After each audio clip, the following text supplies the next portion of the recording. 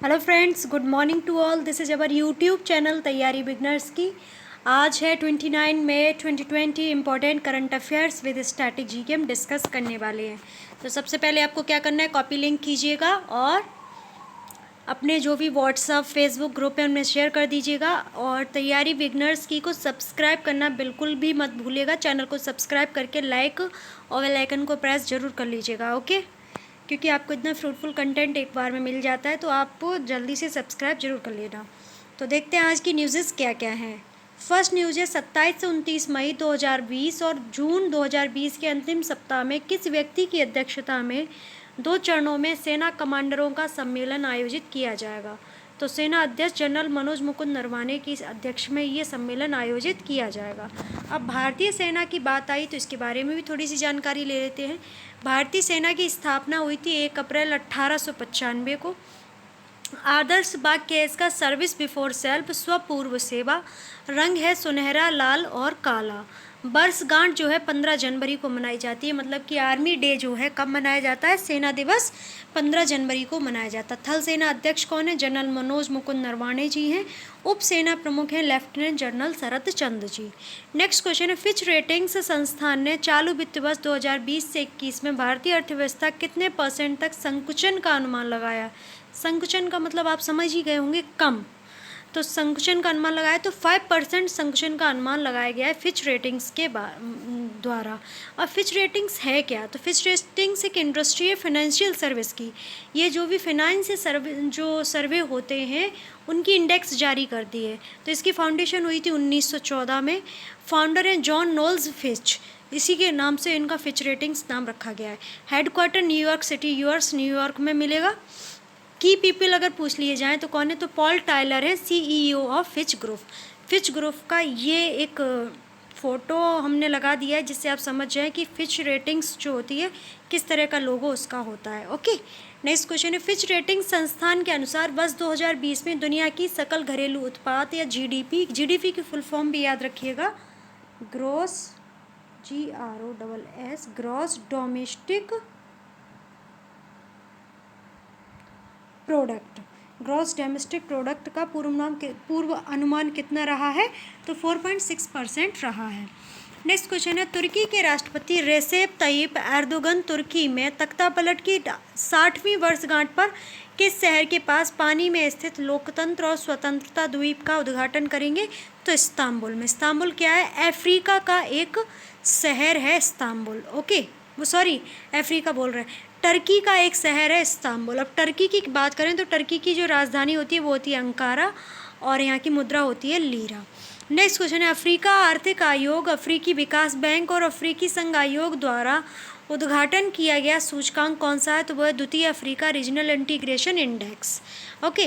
तो अब Africa continent की बात करें तो ये कहाँ पर देखने को मिलेगा मैप में, ये हमने एक स्क्रीनशॉट लिया था विकीपीडिया से, वो हमने यहाँ पर लगा दिया है, ओके।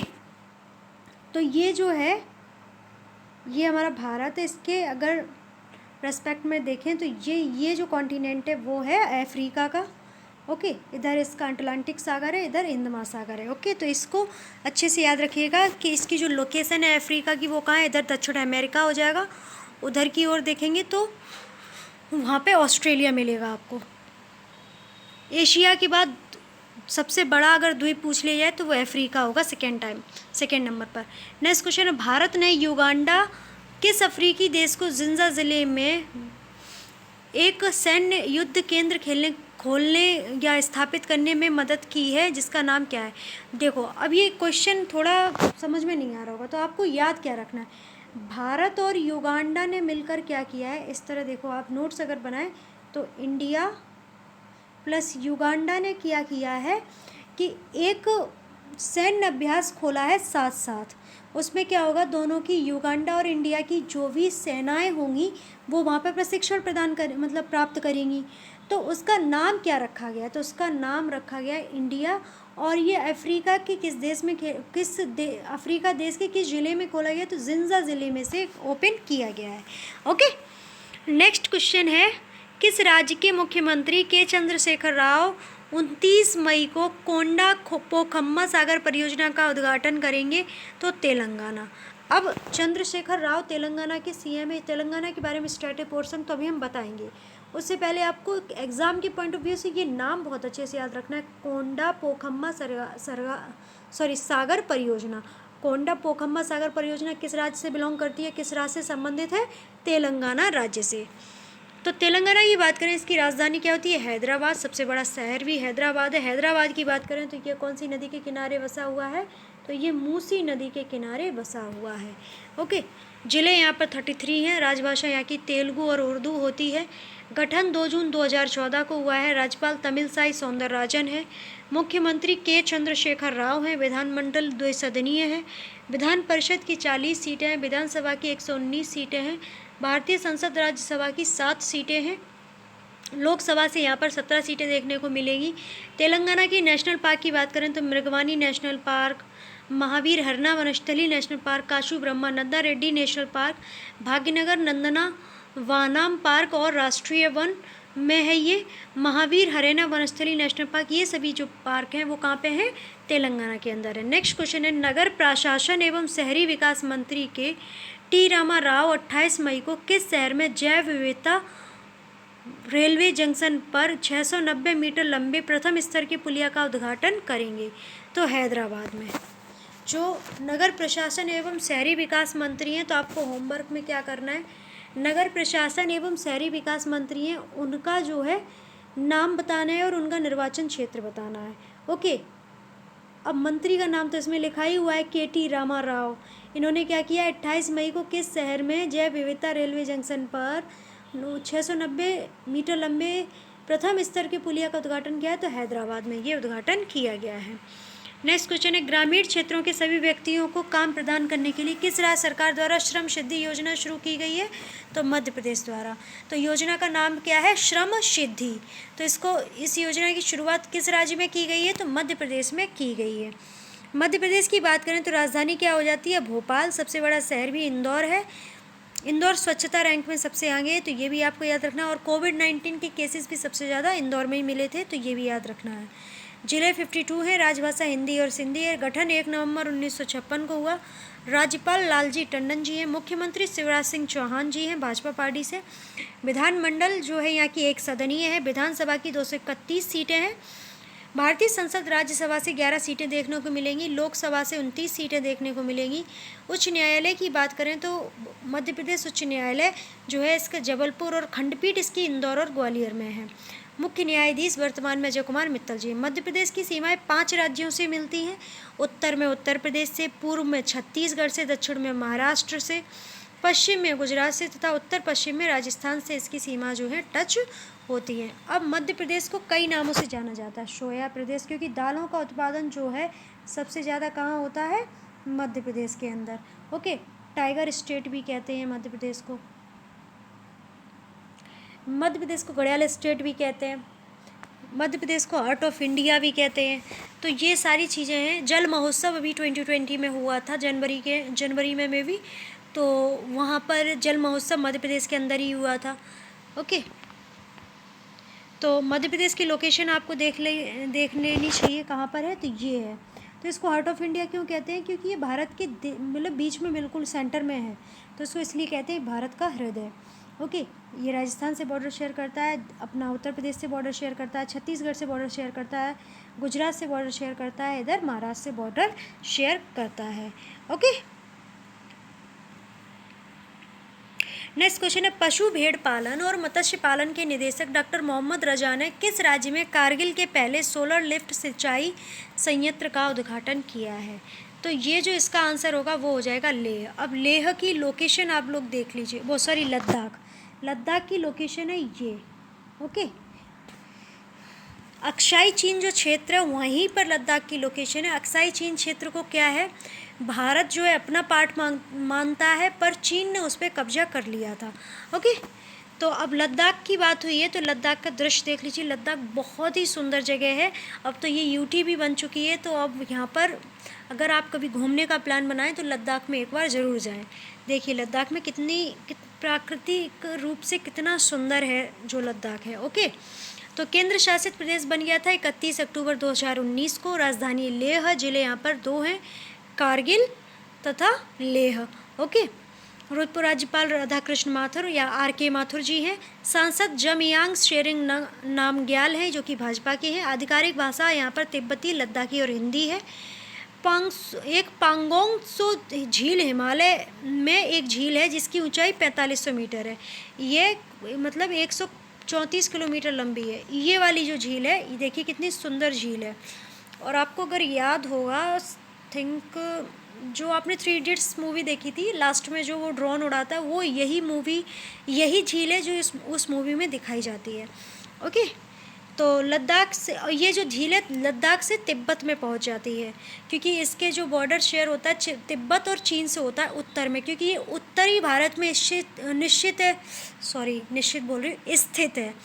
उत्तरी भारत में स्थित है लद्दाख, तो वहाँ पर चीन और तिब्बत से इसका बॉर्डर शेयर होता है। तभी जो अक्साई चीन क्षेत्र है वो भारत अपना मानता है और जो चीन है उस पर उसने अधिकार जमा रखा है।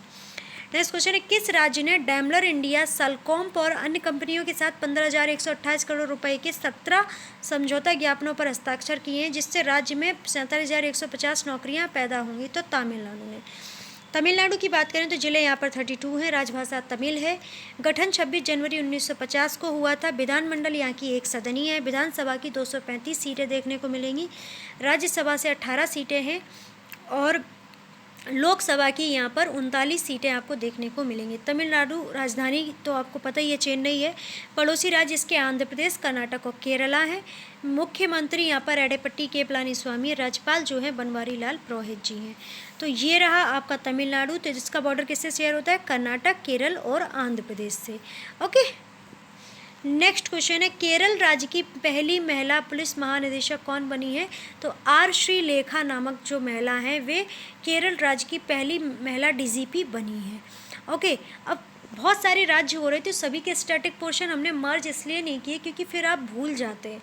ओके, तो भूल जाएंगे फिर, तो सबसे एक इम्पॉर्टेंट बात हम आपको बता देते हैं, बाकी चीज़ें तो आपको सबको पता ही है। जो केरल है, इंडिया का मैप अगर देखें, 1 मिनट देखो मैप दिखाते हैं, ये है केरल। ओके, तो केरल आप देख रहे हो ना, बिल्कुल कॉर्नर पे है। केरल में जो नेशनल हाईवे, सबसे छोटा वाला नेशनल हाईवे जो है वो कहाँ पर है? केरल के अंदर। उसकी लेंथ कितनी है? ओनली 6 किलोमीटर की। तो ये बातें आपको याद रखनी है। बाकी तो आपको पता ही है यहाँ की कैपिटल क्या है? तिरुवनंतपुरम, जिसे त्रिवेंद्रम के नाम से जानते हैं।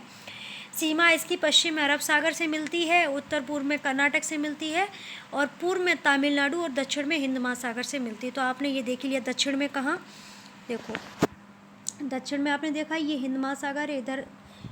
इधर अगर देखेंगे तो तमिलनाडु है, ऊपर अगर देखेंगे तो कर्नाटका है और इधर लक्षद्वीप सागर है। ओके, तो नेक्स्ट क्वेश्चन है, किस बायोफार्मास्यूटिकल कंपनी को कोविड-19 रोगियों के उपचार के लिए साइटोसार्व उपकरण का उपयोग करने के लिए drugs controller general of India की आपातकालीन स्वीकृति प्राप्त हुई है? तो बायोकॉन को। अब सामान्य ज्ञान की बात करें तो राजधानी पूछ ली गई है, कभी कभी पूछ ली जाती हैं, तो राजधानी इसमें मर्ज कर दी हमने। कतर की राजधानी क्या होती है? दोहा होती है। मुद्रा इसकी होती है कतरी रियाल, या कतर की जो मुद्रा होती है रियाल होती है। मिस्र की राजधानी क्या होती है? तो मिस्र या इजिप्ट की जो राजधानी वो क्या होती है? काहिरा होती है। मुद्रा जो होती है मिस्र पाउंड होती है। ऑस्ट्रिया की राजधानी वियना होती है, मुद्रा यूरो होती है। संयुक्त राष्ट्र शरणार्थी उच्चायुक्त की स्थापना कब हुई थी? तो 1950 में हुई थी। मुख्यालय जेनेवा स्विट्जरलैंड में है। ओके, अब अंतर्राष्ट्रीय प्रवासन संगठन की स्थापना कब हुई थी? तो इसकी जो स्थापना हुई थी वो कब हुई थी? 1951 में हुई थी। मुख्यालय कहाँ है? जेनेवा स्विट्जरलैंड में। अब कल हमने पढ़ाया था आपको ILO, इंटरनेशनल लेवल ऑर्गेनाइजेशन, तो इसका हेडक्वार्टर कहाँ था? जेनेवा स्विट्जरलैंड में। WHO की बात करें अगर, वर्ल्ड हेल्थ ऑर्गेनाइजेशन की, तो इसका भी हेडक्वार्टर कहाँ है? जेनेवा स्विट्जरलैंड में। और अगर बात करें WTO की, वर्ल्ड ट्रेड ऑर्गेनाइजेशन की, तो इसका हेडक्वार्टर कहाँ मिलेगा? जेनेवा स्विट्जरलैंड में। तो एक साथ 4 चीज़ें अगर कनेक्ट करके पढ़ेंगे तो आपको याद होती चली जाएंगी। WTO, WHO, ILO, IOM और UNSCR के हेडक्वार्टर्स कहाँ पर है? जेनेवा स्विट्जरलैंड में। ओके, तो इस तरह से आप याद रखिएगा शॉर्ट फॉर्म में, तो आपको याद हो जाएंगी और भूलेंगे भी नहीं आप कभी। तो अब रिवीजन क्वेश्चंस देख लेते हैं। ICC फाउंडेशन ने विशेष रूप से निर्मित पौष्टिक भोजन को किस शहर में चिकित्सा कर्मचारियों के लिए वितरित करने के लिए ताज सेट्स कंपनी के साथ साझेदारी की है? तो नई दिल्ली में।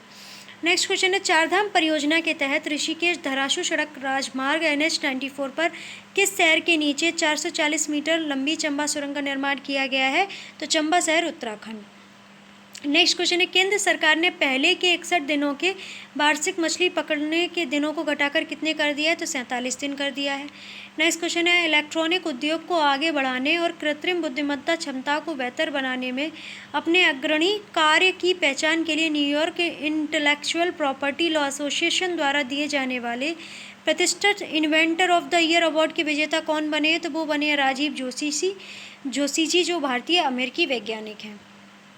नेक्स्ट क्वेश्चन है, किस सार्वजनिक कंपनी ने Narmada basin projects company limited के साथ मध्य प्रदेश राज्य में 225 मेगावाट क्षमता की जल विद्युत परियोजनाओं के लिए एक समझौता किया है?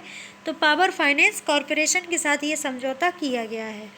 नेक्स्ट क्वेश्चन है, कारखाना अधिनियम के तहत काम के घंटे 8 घंटे से बढ़ाकर 12 घंटे करने वाला भारत का पहला राज्य कौन सा है? तो वो है राजस्थान। नेक्स्ट क्वेश्चन है, Indian institute of integrative medicine ने एक नई RT लैंप आधारित कोविड-19 नैदानिक किट को विकसित करने के लिए किस कंपनी के साथ साझेदारी की है? तो रिलायंस इंडस्ट्रीज लिमिटेड के साथ ये साझेदारी की गई है। नेक्स्ट क्वेश्चन है, चीन का पहला मानव रहित हेलीकॉप्टर ड्रोन कौन सा है? तो वो है AR-500C हेलीकॉप्टर। नेक्स्ट क्वेश्चन है, VAMS सेफगार्ड नाम से दुनिया का पहला कृत्रिम बुद्धिमत्ता आधारित कॉन्टैक्टलेस विजिटर मैनेजमेंट सॉफ्टवेयर जो तापमान एवं मास्क का पता लगाता है, इसे विकसित करने वाली कंपनी कौन सी है? तो वो है VAMS ग्लोबल मुंबई। अब बात करेंगे लेट्स लर्न समथिंग न्यू। तो अंतर्राष्ट्रीय सीमाएं जो हमने कल डिस्कस करेंगे आज रिवाइज कर लेते हैं। ओके, सेना का नाम रेखा का नाम क्या है? डूरंड रेखा। तो डूरंड जो लाइन है वो किन देशों के मध्य है? तो पाकिस्तान और अफगानिस्तान के मध्य ये रेखा होती है। और इसे निर्धारित किसके द्वारा किया गया था? तो 1886 में सर मार्टिमर डूरंड द्वारा इसे निर्धारित किया गया था। दूसरी रेखा का नाम है मैकमोहन लाइन या मैकमोहन रेखा। ये भारत और चीन के मध्य खिंची हुई लाइन है और इसे 1120 किलोमीटर लंबी रेखा को सर हेनरी मैकमोहन द्वारा निर्धारित किया गया था। तीसरी जो रेखा है उसका नाम है रेडक्लिफ रेखा, वेरी कॉमन लाइन, और इसे कई बार पूछा भी गया है।